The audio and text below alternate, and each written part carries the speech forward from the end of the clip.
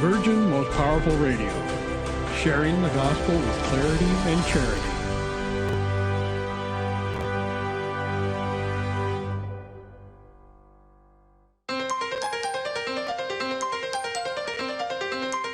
And now, Virgin Most Powerful Radio is pleased to present Hands-On Apologetics with renowned Catholic author and apologist, Gary Mopsuetia.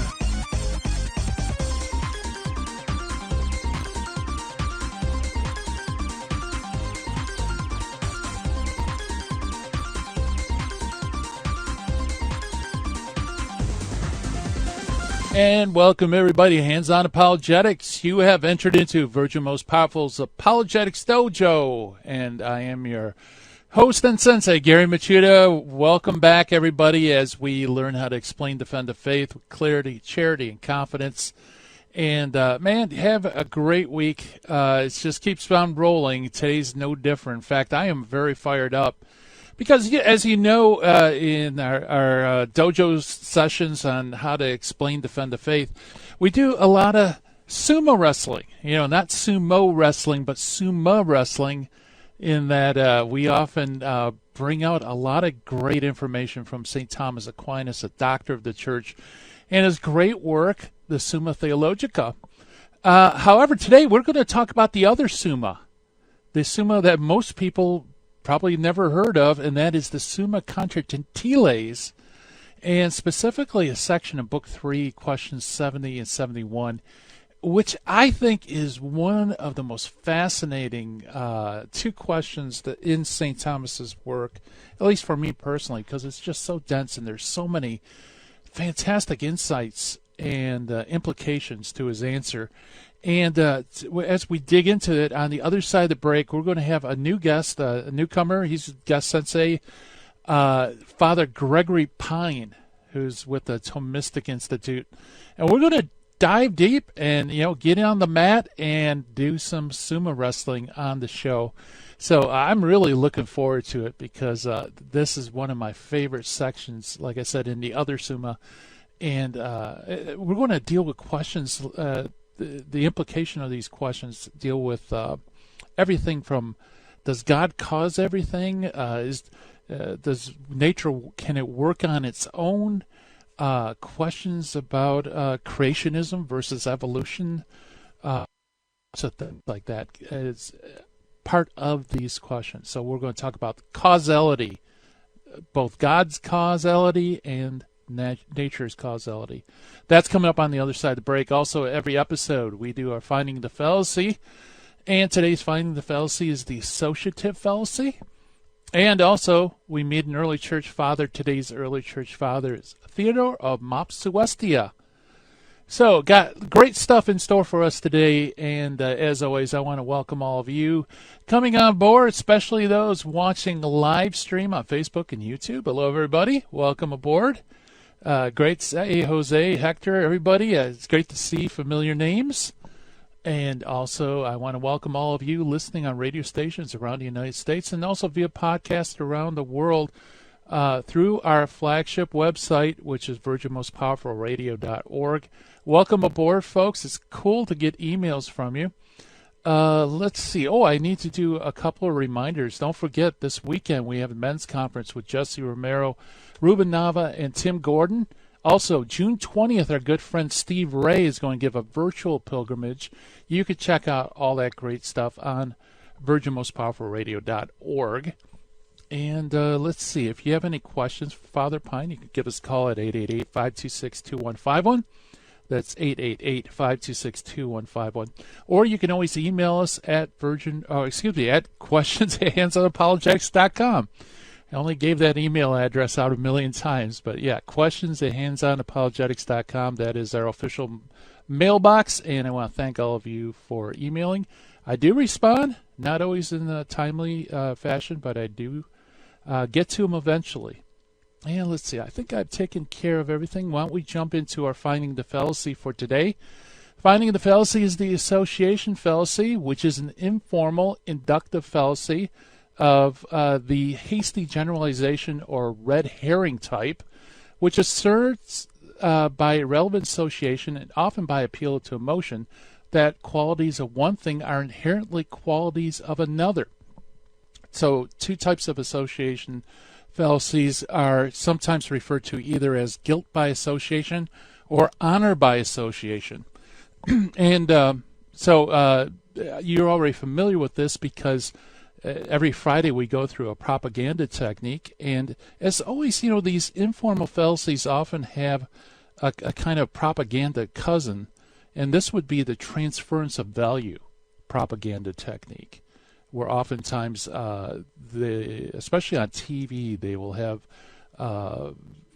candidates standing next to either a positive symbol, or if it's a hit ad, it'll be the candidate against some sort of negative symbol or person. And the whole idea is to transfer this feeling of guilt or honor to their target candidate. So a pretty straightforward finding the fallacy for today. Why don't we jump to the Meet the Early Church Father? And as you know, every episode we go through a little mini biography of each of the early church fathers. Often we cover the greats. In fact, recently we've been doing Jerome, Rufinus, Augustine, Hilary of Poitiers. Today is somewhat of an infamous name. It's Theodore of Mopsuetia, who died in AD 428. Theodore was a fellow student of John Chrysostom under Labienus, the pagan sophist rhetorician, and afterwards under Theodore of Tarsus, a great Christian teacher in Antioch. The friendship of Theodore with Chrysostom began already in their school days under Labienus, and it lasted throughout their whole life. It was Chrysostom who persuaded Theodore, not yet the age of 20 years old, to enter a monastery at Antioch. Then shortly afterwards, Theodore decided to leave to pursue a career of all things as a lawyer. And it was Chrysostom again, through two very eloquent letters to the fallen Theodore, where he persuaded him to return to the monastery. And in 383 AD, Flavian of Antioch ordained Theodore to the priesthood. In 392, Theodore became bishop of Mopsuetia in Cilicia. Theodore survived his friend John Chrysostom by more than 20 years, dying in 428 AD.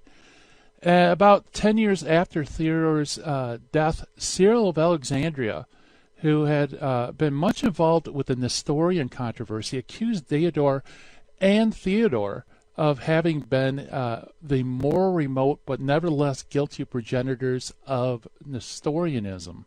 And as you remember, Nestorianism is this heresy in which, just think of it as the two natures of Christ, divine and human nature, are so separated that it almost essentially becomes two persons. With numerous suspicions voiced and condemnations leveled over the years, Theodore of Mopsuetia was finally condemned in the Fifth Ecumenical Council of Constantinople in 553 AD, which the council issued the condemnation of the three chapters. The celebrated three chapters were, in fact, the Christological letter of, I'm going to mess up these names, Ebus of Edessa to Maris of Chalcedon, and a certain Theodore of Tyre, and the personal writings of Theodore of Mopsuetia. By the way, the writings of Theodore are quite numerous. 60 such books are cataloged by a Nestorian in the 14th century. And most part of his writings are extant. Most of them are in fragmentary form. Theodore stands condemned of Nestorianism, and the Nestorians themselves always appealed to his authority, regarding him even as their greatest exegete. Now, what's curious is it's obvious, of course, that he was never formally a Nestorian. The date of the death precludes that of Nestorius, and in light of modern scholarship, it's become highly questionable whether he ought to, in any sense, be regarded as a proponent or even an unwitting proponent of Nestorianism. The great triple play that made him a father of Nestorium, Theodore to Theodore to Nestor, is failing, according to Jurgen's Faith of the Early Fathers. Critical examination of Theodore's fragments remains show his orthodox was good enough for his period.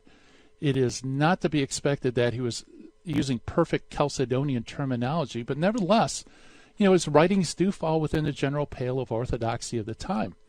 Theodore had done well in the struggle against Apollinarianism, and moreover, patrologists now have proved that the texts that were basically the cause of his condemnation as the father of Nestorianism were mostly spurious.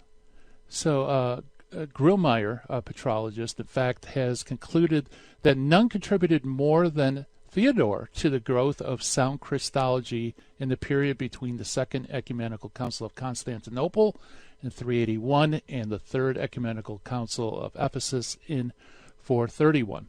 So his teachings are not without certain dangerous tendencies, but it does actually point the way to the Fourth Ecumenical Council of Chalcedon, or Chalcedon, depending on how you pronounce it, and at the Fifth Ecumenical Council of Constantinople in 553 A.D., he was perhaps more deserving of tribute than condemnation. At least that's the opinion of William Jurgen's Faith of the Early Fathers, which we use in this segment. So, so a colorful character indeed, perhaps someone who has been unjustly maligned over history, but nevertheless, apparently contributed lots of good things towards solid Christology. So as we're coming up on the break, don't forget, folks, if you haven't already signed up, don't forget there's a men's conference on Virgin Most Powerful Radio on YouTube. It's coming up with Jesse Rubin Nava and Tim Gordon, and also our good friend Steve Ray on June 20th. He's going to have a virtual pilgrimage that you don't want to miss. So check out those two things, folks. Coming up on the other side of the break, we're going to be chatting with Father Gregory Pine about divine and natural causality. It's going to be a lot of fun. Trust me. Stay tuned.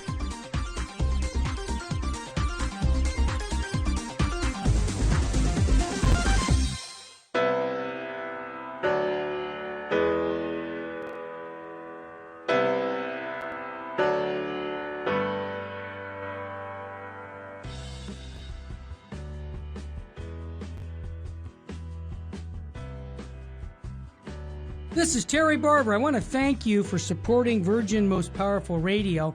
And here's an easy way to support us by going to smile.amazon.com and type in Catholic Resource Center or Virgin Most Powerful Radio. And when you log in your Amazon account and you purchase products, a portion of it will go right back in supporting Virgin Most Powerful Radio. And it doesn't cost you a dime.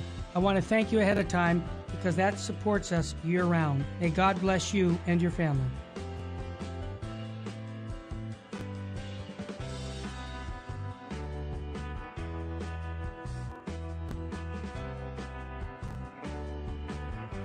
Pro-life across America, the Billboard people.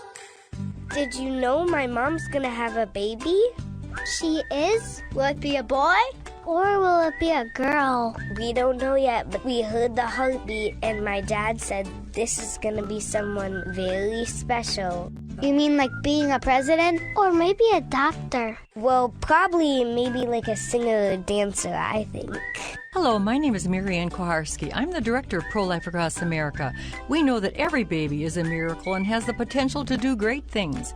If you know someone who is pregnant or in need of alternatives or assistance, or would like to support the work of Pro-Life Across America, please call 1-800-366-7773 or visit our website at prolifeacrossamerica.org. Pro-Life Across America is non-political and totally educational. Pro-life across America, the Billboard people. This is Terry Barber. I want to thank you for your support here at Virgin Most Powerful Radio. Here's an easy way to do it. If you're going to sell or buy a house, call Real Estate for Life, 877-543-3871, because they're going to get you a Christ-centered agent to purchase your home or to sell your home. And at the close of escrow, a portion of his commission goes right back to Virgin Most Powerful Radio. Call 877-543-3871. Thank you so much for your support. Now, back to Hands-on Apologetics with Gary Machuda. If you'd like to join the conversation, call 888-526-2151. Here's Gary. And welcome back, everybody, to Hands On Apologetics. And we're going to do some sumo wrestling, not sumo wrestling, but sumo wrestling with a person that I've admired and followed for a little while. Is one of the most articulate Thomists out there, especially on the web, and that is Father Gregory Pine. Father Pine is a Dominican friar, and he's with the Thomistic Institute, which is basically making Thomas's theology better known and loved. So you can check out all the great work they do at Thomistic Institute, one word, .org. And Father Pine, welcome to Hands On Apologetics. Hey, thanks so much for having me on, Gary. Delighted to be. Yeah, like I said, I've been following you for a while and really admire your work. And I thought, if I'm going to have you on the show, I'm going to switch things up and maybe not do the Summa Theologica, but do the other Summa. Do you do a lot of work with the Summa Contra Gentiles? Not nearly as much. It's usually kind of mined for parallel texts. I know that folks who are big into metaphysics love the more ample explanations that St. Thomas gives, especially in the first book. But my kind of continuous reading of St. Thomas is pretty much limited to the Summa Theologiae, and then maybe when I'm researching for a paper or something like that, I'll dip into other works. Yeah, very good. Yeah, I'm just to give you a background of our subject for today, and our viewers already know this.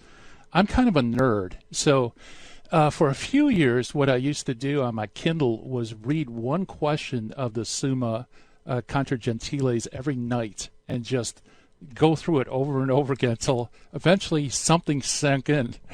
And as I was going through it, there was two questions that I kept gravitating to because I thought it had lots of profound insights.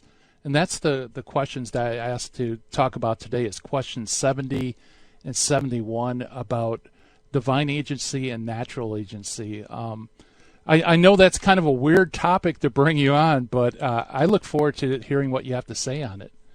Yeah, I mean, let's go. All right. Yeah. Okay. Well, to start off, Thomas brings up the question of, what is of God, what is of nature, and he poses a few objections about, that it's either God doing everything or it's nature doing everything. One or the other seems superfluous. Why don't you take it from there? Sure. I think a kind of helpful or clarificatory point with which to begin is the recognition that God is not a cause in the way that we are causes. Specifically, he's not a cause in the way that creatures are causes. So each of us is a particular kind of cause, and the way that we cause, the nature of our causality, is conditioned by what we are. So I cause as a human being, and trees cause as trees, and dogs cause as dogs, etc. So their ability to cause, the way in which they cause, how their causality affects the things that issue therefrom, that's all conditioned or circumscribed by what a thing is. So I can only really have human effects in the world. But in the case of God, God is not a being like the way in which we are beings. So St. Thomas will say, in question 3 at the beginning of the Summa Theologiae in the Prima Pars, he'll say, we cannot so much say what God is as how God is not. Because God so exceeds the compass of our minds that it's very difficult for us to say, to draw created analogies as a way by which to better understand the nature of God. So we're really limited in that. But we know is that God has revealed himself as he who is, right, in Exodus 3:14. So God is subsisting being. God exhausts all that there is of being. And as a result of which, the agency which issues from his overabounding life is of a peculiar nature. And so St. Thomas will say, while we are particular causes, God is a universal cause. So we can, affect a thing in a certain way, and it will bear the mark of having been affected in a certain way. Whereas in the case of God, God causes all things to be. He sustains them in being. He imparts to them their agency, and he is able to work through them in a way that is more interior to those causes than the cause's own causality. So like in our case, we talk about free will and determinism, as kind of pitted against each other. And if God is all knowing, and if God is all powerful, and if God, actuates our causality, then how can we possibly be free? Well, God, he makes our created acts and he makes our created causality to be and to issue, and he's able to do it in such a way that it is wholly ours and properly ours. So I think, a kind of good clarification with which to begin is to simply say that God is not one cause amongst a mess of causes. God is a transcendent cause, God is a universal cause, and God is the source of causality. So that understanding has to condition the whole conversation which follows. Yeah, very good. Yeah, so someone could say, well, if God is the cause of everything, and then why even have? Why couldn't everything be his cause? It seems superfluous to include, individual people by their nature to have their own particular causality. I'm thinking of in Islam with occasionalism, that basically God does, it's not the fire and the paper, or was it the heat and the paper that causes the fire. It's God's will that causes the fire. Yeah. Yeah, so I think here it's helpful to situate our understanding of causality within a broader theology of creation. So what would be the sense in a God who creates so as to make for himself a bunch of blind automata? Okay, it seems kind of infantile to make for yourself a determined set of creatures who are programmed to, obey and adulate rather than to actually live and move and be in a way proper to each. So God, what is he about in the work of creation? He's about a work of manifestation. So God is good, right? And God does not have to create, but he chooses to create out of goodness, right? Because he loves. So God's reason for creating is that he deigns to afford us the opportunity to share in his divine life because it's good for us. It's not that it represents an improvement for him, because he does not stand to gain from our worship or from our existence, but that he affords us the opportunity to share in his divine life and to afford us many ways by which to come to knowledge and love of that divine life. He speaks a kind of various or differentiated testimony to his divine nature through a variety of creatures. So he creates angels and men and animals and plants and minerals and all different kinds of things. He fills the created universe with this kind of visible spectrum, as it were, of all of these excellent and marvelous things, so that in our contemplation of them and of their interreaction or interrelations, the kind of ecosystematic harmony that obtains among them, we might be led to the knowledge of God. So when you think about it in these terms, why does God create? It's for manifestation, and so that we, in perceiving that, could share more perfectly and richly in his divine life. So God is about a work of deification or divinization. He's issued an invitation, and he positively prompts us and perfects us in our pursuit thereof. So we are to be conformed yet more perfectly to the divine nature. And then you can ask yourself the question, is it better that we be made mere passive recipients of his designs, of his plans, or that we actually be made agents in the fulfilling of his plans and designs? And St. Thomas will argue that it's better that we be made agents because in being so made, we become more like the God by whom we're created. So God could simply give us the gifts of nature and of grace, but more than that, he wants us to be real protagonists in the giving of gifts of nature and of grace. So he makes it such that a man is born of the love of a father and mother, and he makes it such that grace is communicated through the dispensation of the sacraments, so that we have the opportunity to share more richly in his divine life by virtue of the fact that we are agents, that we are real causes, that we have a kind of proper integrity, and that we have a kind of proper agency in the world. Yeah, beautiful. That was something that, as I kept rereading these questions, it kept coming up. It was amazing how, for me, suddenly the question of God's goodness kind of takes center stage, because he says it's not owing to the insufficiency of God's power to include, natural agency, but the immensity of his goodness. And then he starts unpacking that. And I think that's something that a lot of people don't realize about the goodness of God, is that, he kind of, his goodness kind of overflows, so that in creation there's a whole spectrum, like you said, different levels of goodness. Yeah, I think a helpful image is to think about God's divine life as like white light, and that what you have in creation, it's as if God passes the white light of his divinity through the prism of creation, and the different creatures that you see are the kind of refraction of that white light into the visible spectrum. So no one created thing can say all that there is to be said about God. And so God speaks many words in creation so that by their kind of joint and harmonious testimony, we might be led further up and further into the divine life and into the divine nature. And so why does God do that? Because he loves, right? So love, St. Thomas talks about God as the efficient cause, as the exemplar formal cause, and as the final cause of creation. And you can just replace God there with love, in the sense that like God, who is love, is the efficient cause. So he creates from the motive of love, which is to say that love, it does not impel him insofar as he remains free. But like Pseudo-Dionysius will say, that the good is diffusive of itself. And so like goodness is not content to be locked up, like gathered like grain in a silo. It wants to be scattered upon the earth that it might fructify. And so God creates out of love, as it were impelled by love. And what is more, we talked about God as the exemplar formal cause of creation, which is to say he is the very pattern on which creation is devised.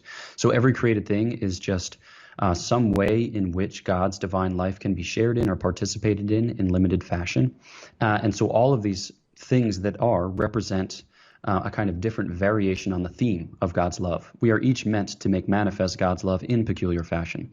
And then third and finally, God is the final cause of creation, which is to say God who is love is the final cause of creation. So we are meant to return back to him in love, so that by knowing him and loving him, that his own knowledge can become the pattern of our thought, and his own love the pattern of our love, so that we are drawn up into the intra-Trinitarian life of the Godhead, right? So that we would return to him in love, from whom we came forth in love. So the reason why God does this isn't because there is a strict necessity for it, nor because God needs it, nor because it's especially useful, but rather because of love. So when we search the divine wisdom, we find always at the bottom the mercy by which it is underwritten, right? So God interacts with things lower than him as one merciful, because he dispels our misery. And this is to kind of stretch language, but you can think about the misery of non-being, right? He calls us forth from nothing so that we might be something. Where God found not love, he put love there, says St. John of the Cross. Yeah, beautiful. And boy, that has so many implications in so many different areas. And we'll explore at least a couple. I hear the music coming up, so we're coming up to our break. We're chatting with Father Gregory Pine about St. Thomas's other Summa, and God producing things in the world and the nature having its own power. Stay tuned, folks. We'll be right back.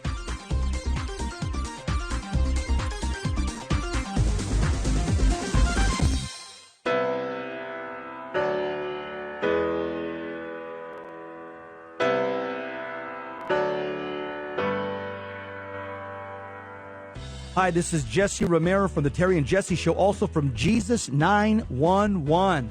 Let's face it, we all need to use the internet, but we need screen accountability. Why? Pornography is a huge problem, especially on the internet. And every time we tap into the internet, we get bombarded with images and temptations that degrade our humanity. So we need Covenant Eyes to block these pornographic sites and advertisements from infiltrating our lives.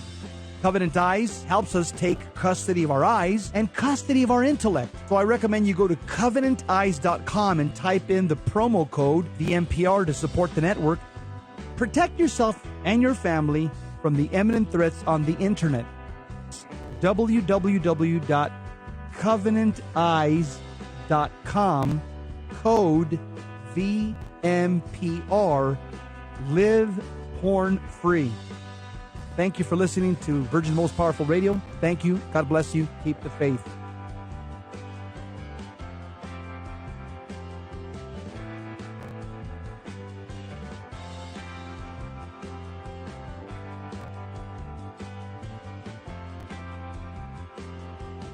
Coming up on the next Empowered by the Spirit with Deacon Steve Greco. This show is one of the most important shows that we've done because it's a focus on the current pandemic, COVID-19. Bishop David is filled with the Holy Spirit, someone who is right in tune with what we need to do to grow spiritually. And I'm so excited to put it on Virgin Most Powerful Radio. This is a show that will give us encouragement and will give us hope. Catch Empowered by the Spirit Fridays after the Terry and Jesse Show on Virgin Most Powerful Radio. Buying or selling your home or your business property? This is Terry Barber. Real Estate for Life underwrites the Terry and Jesse Show. And they can connect you to one of 900 pro-life real estate agents around the world. And when they receive their referral fee, they will give 80% of it to a pro-life organization. Wow! That's 80%! realestateforlife.org, 877-LIFE, US 1. Now, back to Hands on Apologetics with Gary Mopsuetia. If you'd like to join the conversation, call 888-526-2151. Here's Gary. And welcome back, everybody. Hands on Apologetics. We are chatting with Father Gregory Pine, basically about how God is the primary cause, and that there are secondary causes in nature.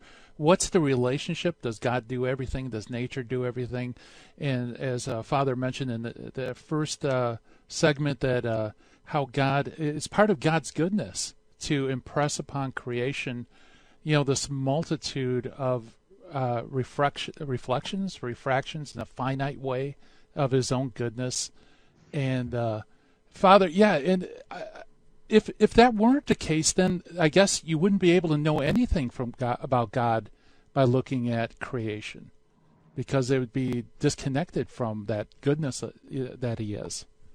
Yeah, St. Thomas, when he talks about how we come to the knowledge of God, he says that God is per se nota, knowable through Himself, but not to us, right? So we don't have access by virtue of our limited intellects, or by virtue of the limitations imposed upon our intellects, given what we are, to kind of pierce or gain insight into who God is. And so we kind of stumble along in the darkness, right? We make our way through obscurity, and we advance from a knowledge of God's effects to a knowledge of who God is, or that God is first, and then how God is not, based on the reasoning that we deploy on those effects. And he says that we can do this in a threefold way, which is sometimes referred to as the triplex via. So we can say that God is the cause of these things, and so the effect must in some wise resemble the cause, right? Referred to as the way of causality, or the via causalitatis. So I looking out my window right now, and I see the grandeur of the Basilica of the National Shrine of the Immaculate Conception, and I can make judgments as to the human architects, but also the God who creates, sustains, inspires the human architects, and also gives being to the materials and to the form thereof. And I can make a judgment about His goodness, His integrity, things like that. While those judgments need be qualified, they are still judgments nonetheless. But then he says, beyond this way of causality, we also have to deploy the way of negation, or the way of remotion. So the via remotionis, so the via negationis, which is to say, but I have to purify that attribution of all of the limitations that come with it. So when I say that that basilica is good, I mean it in a limited way. Like it's a this kind of good. It's it's a lowercase g good, which is to say that it's a particular kind of goodness. It's not this kind of goodness. It's just that kind of goodness. And so I need to negate from it all that comes of creaturely limitation. And then finally, he says, then we deploy the way of eminence, the via eminentiae, which is to say that what we encounter here is but a pale shadow of what we hope to encounter in God, or what we can know of God, because God so super exceeds the things that we encounter, that we can make a judgment that as their causal source, right, as far transcending them, that He is good in a way beyond and above.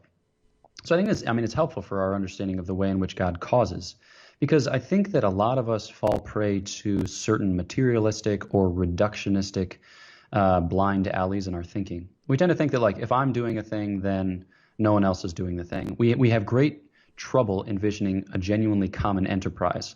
Like conversations about the common good are very vexed in this way. We think about the common good as just a pizza that is sliced up and divided among certain individuals. But when we talk about a common good, we're talking about something that's truly transcendent and which is not diminished by common participation, but which is actually enriched. And so when we think about our causality and God's causality, we think like that we're, two persons seated side by side in a rowboat pulling at the oars, and what I fail to do, God makes up for. But effectively, it's, X amount of force needs to be deployed in order to conduct this boat across the sea, and I can supply X I can supply X minus N, and God just has to supply N. But that's a limited way by which to think about it. So we need to purify our concepts of these kind of materialistic or reductionistic modes and see that our causality is not in conflict, but rather our causality is virtually unintelligible apart from God's causality, which is its source and its terminus, and that God makes us to cause and makes us to cause freely and makes us to cause in a way that is entirely our own. So in the case of, if I'm sitting in a rowboat pulling at the oars, I am causing that thing 100%, to use some crass percentage language. But God is also causing it 100%. Insofar as he causes me to be and he causes me to act and he acts through me and interiorly, and he initiates each of the actions which I conduct, because I can't pull myself up by my own metaphysical bootstraps. So yeah, those are some clarifications again, which I think perform a kind of conceptual therapy, so we can distance ourselves from limited thinking, which makes it very, very hard for us to begin to understand how God is at work. Yeah. Yeah, like correct me if I'm wrong, but I was thinking of the example of when you write something with a pen. It's 100% the causality of the pen that puts the writing on paper, but it's also 100% me, because I'm giving the pen the ability to write where it otherwise wouldn't have. Of course, with God, not only does he write, but he also holds the pen in being and makes the pen have all the attributes that pens have in order to write. But does that jive with you? Yeah. That's a great example. And you can think about like how the pen, it makes its own contribution. And it's a significant contribution. How thick or thin is the line? What color is the line? Whether it's, like a ballpoint pen that's a little bit sticky, a little bit tacky because you got it in a package of, 50 Bics, or if it's a fountain pen, which might be a little more fluid, but, takes time to dry. Like, the nature of the pen makes a real contribution to the writing act, such that, if you receive a letter from a friend and it's just typewritten and kind of thrown into a business envelope, it produces a kind of impression on you. Now, maybe that person has atrocious handwriting and you understand, or they have carpal tunnel syndrome and you're like, yeah, I totally get this. Whereas when somebody takes the time and writes beautifully and deliberately on nice stationery, it communicates a kind of atmosphere and it communicates a kind of affection. So too, when we are taken to hand by God, the divine artisan, the divine author, we make our own real contribution to the act, albeit subordinated to his principal and primary causality, but a real contribution nonetheless. Yeah, very good. Yeah, kind of taking that, in question 71 in Summa Contra Gentiles, Aquinas brings up the question of whether divine providence does not entirely exclude evil from things. And he talks about this secondary agent, that you could have a craftsman who's perfectly skilled in his craft, but if there's a defect in the agent he's using, like the hammer or chisel, the effect will not be perfect. And I thought this really has lots of implications as far as, evil. Does God cause evil? Where does evil come from? Yeah. St. Thomas has a lot of cool analogies to describe how evil arises. Yeah. And this one, he often talks about the indisposition of the matter. So say you go to Santa Sierra, Italy, and you go into the marble quarries and you get yourself a big block, and you're a skilled craftsman and you're working on a statue, but you come to like one of the final pieces, you're working on the different aspects of the face of the individual whom you hoped to sculpt, and you come to discover that there's a vein of imperfection in the marble. There's nothing that you can do about making that perfect, because where there ought to be a nose, there just isn't any stone. There's like an air pocket, or I don't really know how these things work, but there's a problem with the matter, and so an evil is introduced, and the artisan is in no wise to be faulted for it. So when St. Thomas talks about this, he'll also use the analogy like a bent leg causes a man to limp. His motive power is still in working order. He can still conduct him, like his mind kind of commands his body, to use somewhat Cartesian terminology, but like he is moved as a human person, through the operation of the motive power to proceed apace. But if there is a problem with his leg, then he will limp, and it will look as if he were an ill-made mover, but truth be told, it's because of the indisposition of the matter. And St. Thomas will talk about this with respect to like the rejection of the life of grace. It's that, like one adverts to a limited created good and it has his gaze captivated by that created good and then fails to attend to the true light. Mind you, a light that is an obscure light of faith, but a real light nonetheless. So it's a matter of having been distracted, having been engrossed, having been turned away.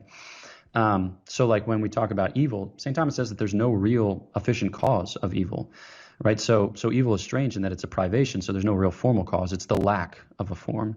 There's a kind of material cause insofar as evil inheres in human agency. So there's an act on which it preys. There's no real final cause because it's a kind of madness which undermines the true good of the perpetrator.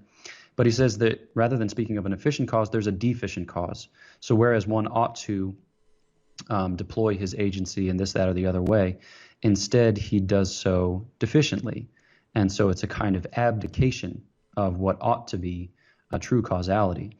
And so you can see from like that kind of pastiche of different examples that God is giving to be, God is causing to act, God, holds all things before his gaze, but there can be a kind of defect for X, Y, or Z reason, albeit subject to God's providence, who as a universal cause can make that evil thing return into the fold of his divine plan by mercy, by punishment, by, you name it.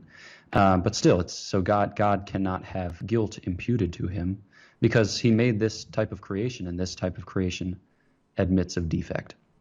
Yeah, beautiful. Yeah, because you touched on so many different parts, I don't even know where to pick up. Well, how about this? Thomas did something that it blew my mind because I didn't expect him to use this tact, but he actually begins to argue that these defects that cause evil is a manifestation of perfect goodness. Because in order to have that pluriformity of reflecting God's goodness, you have to have different degrees of goodness. And if you're going to have different degrees of goodness, then some things are going to be better than others, which ultimately leads to the possibility of defects. Yeah. I mean, people sometimes ask, like, why didn't God just make us to choose automatically the good? And the answer is, he made creatures like that. They're called dogs, right? Right. So the question is, why did he make us? And that's where St. Thomas will respond with the fact that it is good that he has made us because it shows something about God that's beautiful. Very good. We're chatting with Father Gregory Pine about Thomas Aquinas and causality. Stay tuned, folks. More to come.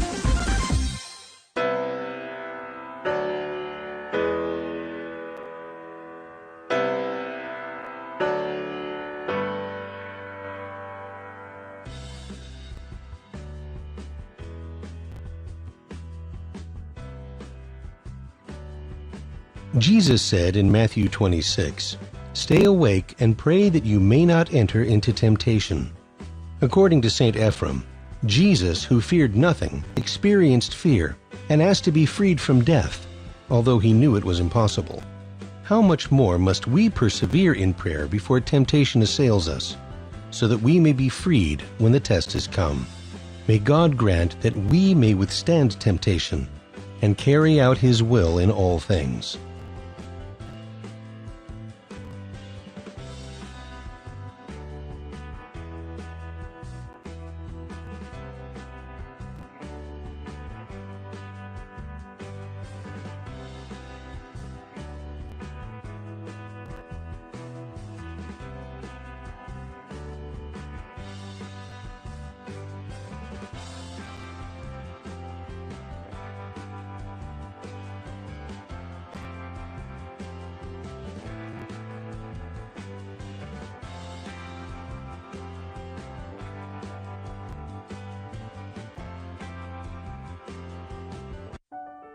healthcare news today seems to be coming from everywhere and everyone. It's confusing at least and untrustworthy at the worst. Dr. Aceta is a faithful Catholic in the Kern County community. He is trustworthy, well-researched, and will only give expert opinion on matters in his own specialty. Catholic teaching at its entirety is of utmost importance to Dr. Aceta. Give Dr. Aceta a call for your obstetrics and gynecological needs at 661-695-6617. Buying or selling your home or your business property? This is Terry Barber. Real Estate for Life underwrites the Terry and Jesse Show. And they can connect you to one of 900 pro-life real estate agents around the world. And when they receive their referral fee, they will give 80% of it to a pro-life organization. Wow! That's 80%! realestateforlife.org, 877-LIFE-US1. Now, back to Hands-on Apologetics with Gary Mopsuetia. If you'd like to join the conversation, call 888-526-2151. Here's Gary. And welcome back, everybody, to Hands-on Apologetics. And, Father, you have to forgive me. That's the second time I almost conferred a doctorate on you. Instead of calling you Father, I almost called you Doctor. It's like an old Anglican tradition. I think Thomas would be displeased, though. I think he would say being a father is greater than being a doctor. Well, I mean, it's all gravy. I'm starting graduate work in the fall, so I'll be on my way, but years out yet. Okay, yeah, beautiful, beautiful. Boy, Thomas does such interesting stuff in this section because he brings in this idea of, God is the, I guess you'd say, first cause. But the secondary causes, second agents, they can fail. In fact, he actually argues that there's two kinds of degrees of goodness, the kind that doesn't fail and the kind that does. So if God made a creation in which nothing could fail, then creation would be like a block of granite, I guess. It'd just be a single good, which would be derogatory to creating a good universe or a good creation.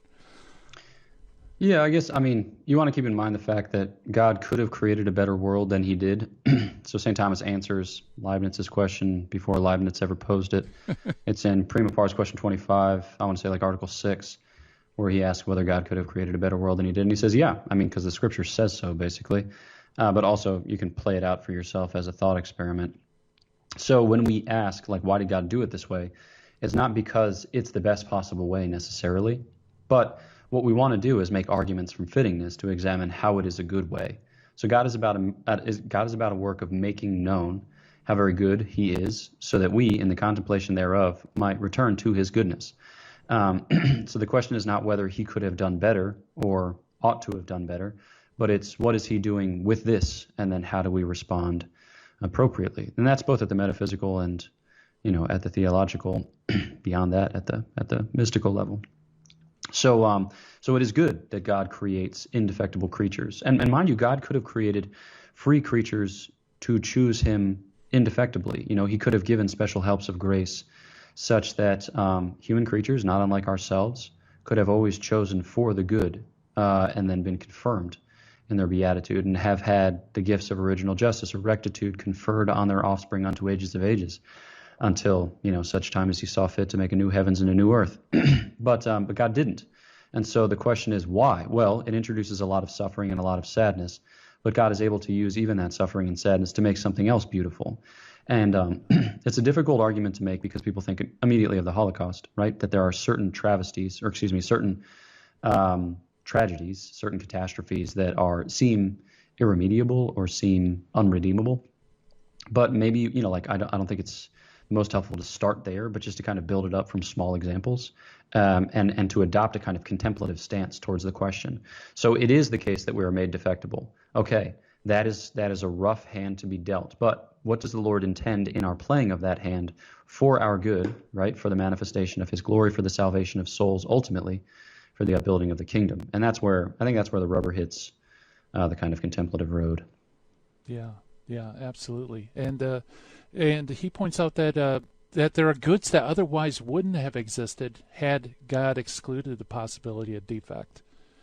You can't gain perseverance if you don't have somebody to push you to persevere. Right. One of the ones that he always cites is the suffering of the martyrs. We wouldn't have the brilliance of the martyrs' testimony if not for the fell character of their persecution. Right. Yeah, and also knowledge, too. That he says that when it comes to knowledge, that we learn through comparison of goods. And so if everything was good, then we wouldn't have the same fullness of knowledge, because we wouldn't have anything to compare goodness to. Yeah, I mean, Socrates made that argument at the beginning of the Phaedo, right? When he is permitted the opportunity. No. Yeah, is that the Phaedo? Yeah, I think that's the Phaedo. When he's permitted the opportunity to have his shackles removed for this last disquisition with his friends, where he talks about the nature of the soul and whether it's like a harmony or whether it's like a cloak. But it begins with the unshackling of his legs, and he says, "Is pleasure but the kind of removal of pain?" And it sparks an interesting conversation. So there's something about our nature, and St. Thomas would say we're composed of contrasts, right? So you have the sense of touch, which discerns between hot and cold, wet and dry, based on his elemental theory. So there's a sense in which we know by contrast, we know by kind of comparative understanding or dialectical understanding of reality. And so there is a sense in which, though itself unintelligible, even the darkness testifies to the light. And you can think of cool scriptural themes there from the Gospel of John.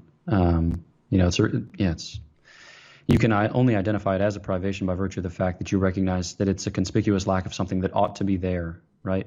But the fact of its not being there draws yet greater attention to the fact of its ought to be there, of its, should having been there, to use strange, tortured verbal forms. Yeah, I thought, boy, that's a really interesting insight into knowledge and also into love as well, that knowledge of the good is increased by comparison with evil. So unless you can compare good with evil, you don't understand the depths of evil and the goodness of good.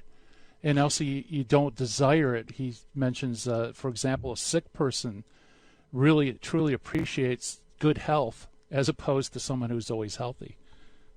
Yeah, I don't think we want to make, at the end of the day, we don't want to make the knowledge of the good to be dependent upon the existence of evil, but we can appreciate the fittingness thereof. We can appreciate that there is a goodness to God's permitting this dispensation, that it's not a dispensation that surprised him and he's forever backpedaling, in a disorderly cosmos, but that when a discordant note was struck in the heavenly song, that God reorchestrated, the different players so as to make a theme that is yet more rich, yet more full, because such is the nature of his causality. So embracing is it, so perfect is it, that it cannot be defeated by any one particular cause or any kind of departure.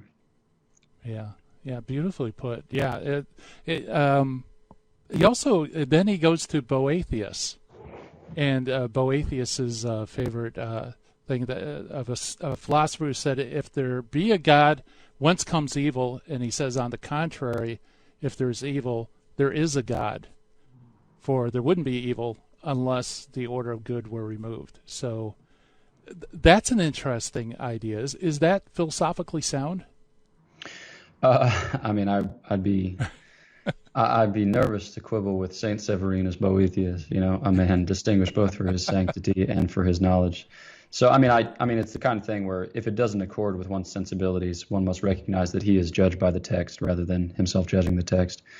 So I think, that's, sometimes when you read these arguments, they don't seem to obtain in the way that their authors think they to have obtained. I think about this with respect to the fourth way, when St. Thomas says, we observe a gradation of goodness or of nobility or beauty in things. So therefore there must be a kind of subsisting goodness, nobility, or beauty. And this we call God. That's to skip a lot of steps, but it's like a very Platonic argument. And I just don't think that the cast of most modern minds is especially Platonic. So people read this and they're like, this is insane. This can't be taken for a proof. That's irresponsible. So is it a straight shot from the existence of evil to the existence of good to the existence of a God?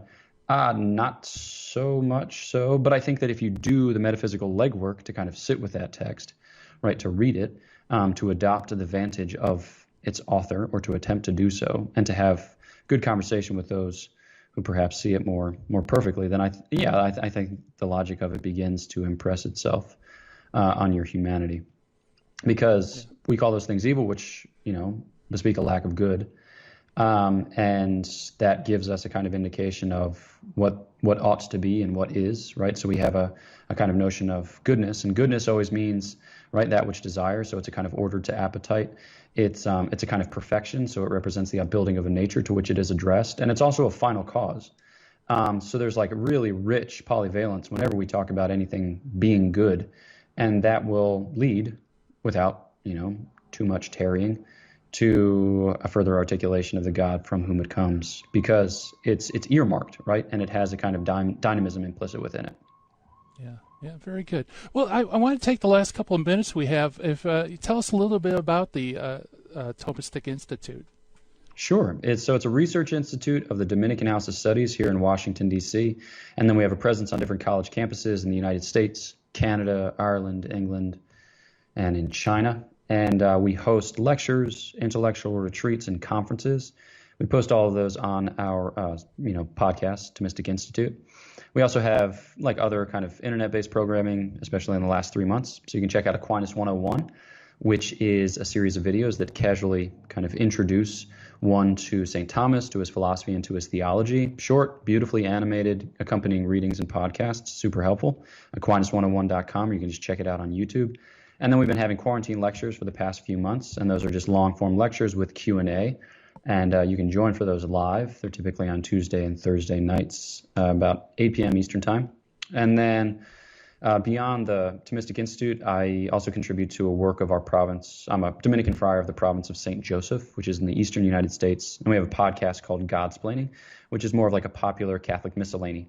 So it's contemplative preachers, contemporary age, a kind of consideration of all things Catholic. So faith, life, culture, theology, philosophy. We just did an episode today about prudence in a time of pandemic. What is the virtue of prudence and how ought one conduct himself? We do things on contemporary stuff, but then also things that are more enduring, eternal. Yeah. So now where can they get a hold of that? Sure. That's that podcast is called Godsplaining, Godsplaining, and you can find that on any podcast app. So that's whatever podcast app you have on your phone. You can just pull it up on that and subscribe. Yeah, boy, I've been enjoying the material that you've been putting out for a while. I love the Aquinas 101, just because you take it at a very beginner's level, very simple, and you step by step kind of build the theology of St. Thomas. Very accessible. And I got to check out the other one, God's Opinion. That sounds interesting. Yeah, I hope you enjoy it. Yeah, when did it start? Is it something recent? Yeah, we just started in the past year. So Feast of St. Dominic, August of this past year. So coming up on 1 year in 2 months. All right. Well, thank you, Father, for coming on the show. We really appreciate it. Hey, thanks so much for having me. All the best. All right. Thank you. That's Father Gregory Pine. And check out all the great stuff going on with the Thomistic Institute. That you could just go to thomisticinstitute.org. Or you could go to Godsplaining or also Aquinas 101. All great stuff. And, we all got to be fit for our sumo wrestling, because the world needs good, clear, rational discussion about existence of God and all the goodness of God. So the hour has flown, but never fear. Coming up next, we have Terry and Jesse show coming up next. High Impact Catholic Talk. So it's time for me to shut down the Midwest Command Center here to turn off the JoJo lights. Thank you so much for tuning in. God willing, we'll be back again tomorrow to do this thing we call Hands on Apologetics. Bye, everybody. Take care.